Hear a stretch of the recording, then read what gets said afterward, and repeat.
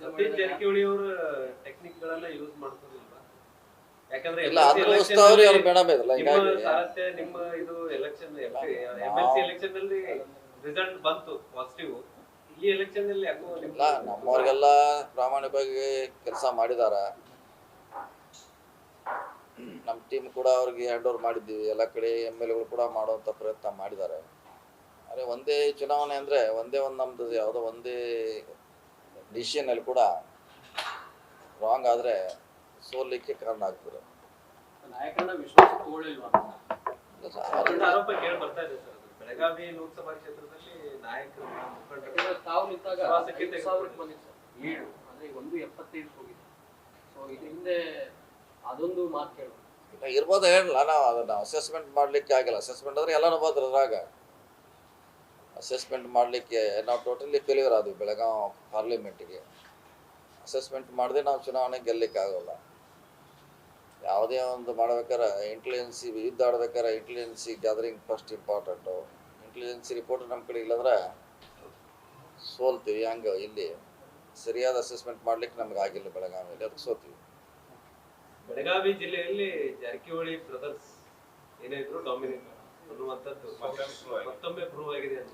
ಹಂಗೇನಿಲ್ಲ, ಜನ ಪ್ರೂವ್ ಮಾಡಿದಾರೆ. ಏನು ಜಾರಕಿಹೊಳಿ ಬ್ರದರ್ಸ್ ಮಾಡ್ಬೇಕಂತ ಏನಿಲ್ಲ, ಜನನೇ vote ಹಾಕ್ಯಾರೆ.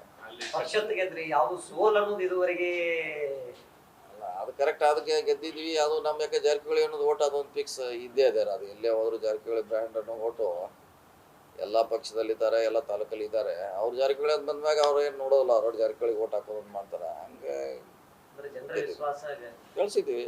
Jarkiholi brothers master plan ಮಾಡಿದ್ರೆ ಮುಗಿದೋಯ್ತು. ಸೊ ಚುನಾವಣಾ ತಂತ್ರಗಾರಿಕೆ ಇಲ್ಲ, ನಾವು ಈ ಸಲ ಗೆಲ್ಲಿಕ್ಕೆ ಮಾತ್ರ ಮಾಡಿವಿ, ಸೋಲಿಕ್ಕೆ ಏನು ಮಾಡಿಲ್ಲ. ಗೆಲ್ಲಿ ಕೆಟ್ಟ ತಂತ್ರಕ್ಕೆ ಮಾಡಿ ಸೋಲಿಕ್ಕೆ ನಮ್ಮ ಪಾತ್ರ ಇಲ್ಲ. ಸೋಲ್ಸೋದ್ರಾಗ ನಮ್ಮ ಪಾತ್ರ ಇಲ್ಲ. ಯಾಕಂದ್ರೆ 5 ಲಕ್ಷ ಲಿಂಗಾಯತರದಾರ, ಅದ್ರ ನಮ್ಮ ಮಗ ಆರೋಪ ಪಡಿಸುವಂತ ಅವಶ್ಯಕತೆ ಇಲ್ಲ. 5 ಲಕ್ಷ ಲಿಂಗಾಯತದಾಗ ಅವ್ರು ಸೋತ ಅನ್ಬೇಕು, ಅದಕ್ಕೆ ಉತ್ತರ ಅವರೇ ಹೇಳ್ಬೇಕು. ನಾವು ಹೇಳಲಿಕ್ಕೆ ಆಗಲ್ಲ, ನಮ್ಮ ಪಾತ್ರ ಏನಿಲ್ಲ ಅದ್ರಾಗ. ನಮ್ದೇನಿಲ್ಲ, ಜನ ಗೆಲ್ಸ್ಲಿಕ್ಕೆ ನಮ್ಮ ತಂತ್ರಗಾರಿಕೆ ಶಕ್ತಿಯನ್ನು ನಾವು ಚಿಕ್ಕೋಡಿಯಲ್ಲಿ ಉಪಯೋಗ ಮಾಡಿದ್ವಿ ಹೊರತಾಗಿ.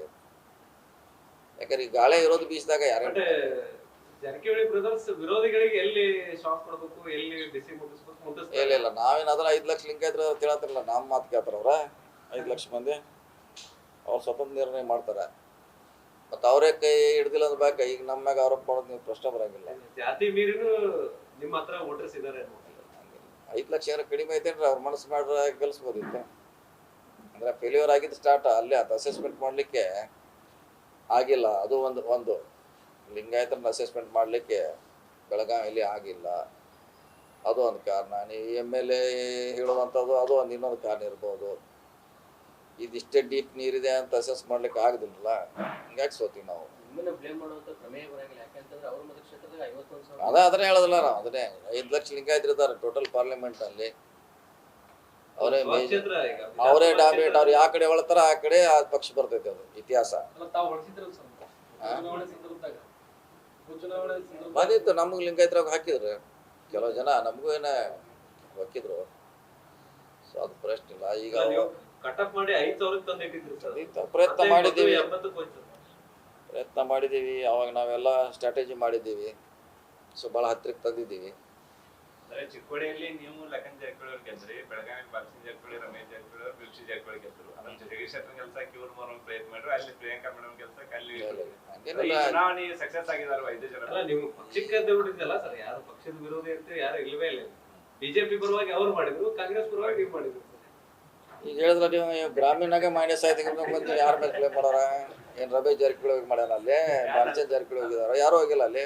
ರಮೇಶ್ ಜಾರಕಿಹೊಳಿ ಮೌನ ಹೋಗಿದ್ದೆ ಜಾಸ್ತಿ ಪ್ಲಸ್ ಎರಡು ಕಡೆ ಪ್ಲಸ್ ಆಗಿದೆ.